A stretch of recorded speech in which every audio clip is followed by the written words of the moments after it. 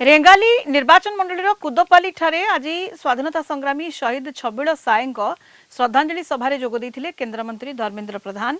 कुदपाली grammar एक विराट पदयात्रा रे केन्द्रमंत्री धर्मेन्द्र प्रधान, मंत्री रवि नायक, संबलपुर विधायक जयनारायण मिश्र और झारसुगुड़ा विधायक टंकधर त्रिपाठी जोगदे शहीद स्मृति पीठ में पहुंची शहीद स्मृति पीठर अनावरण करथिले केन्द्रमंत्री। छबिल साय समेत 57 जन को इंग्रेज सरकार यह कुदपाली अंचल में गुड़ी करी हत्या करथिले एवं 4 जन संग्रामी को फांसी देथिले। छबिल साय 167तम बलिदान दिवस आज कुदपाली अंचल में पालन करा जाउछि। गतकाली केन्द्रमंत्री प्रयास रे द सागा ऑफ कुदपाली नामक एक पुस्तक उन्मोचन करा जायछि।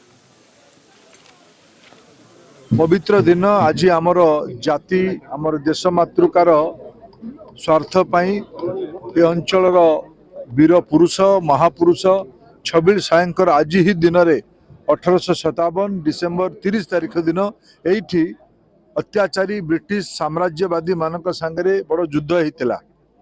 एठी 53 जन योद्धा आमर वीर योद्धा ए अंचल आम देशर स्वतंत्रता पाई बलिदान देइथिले। हमर समस्त सौभाग्य आम आज तांकर दायद भावे ये महा उत्सव को पालन करुछंती। राज्य सरकार या एबेठू विधिवत भावे पालन करिवे।